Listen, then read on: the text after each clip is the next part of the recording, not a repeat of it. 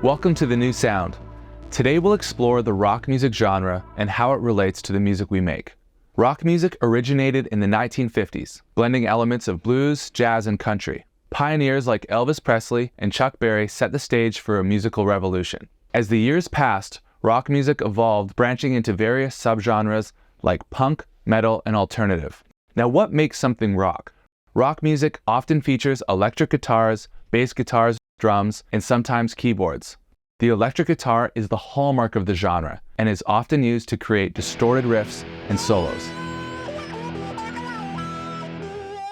A strong, steady drum beat is also a core aspect of rock music. These beats often fall into a 4/4 time signature with an emphasis on the backbeat, where the second and fourth beats are accented in each measure.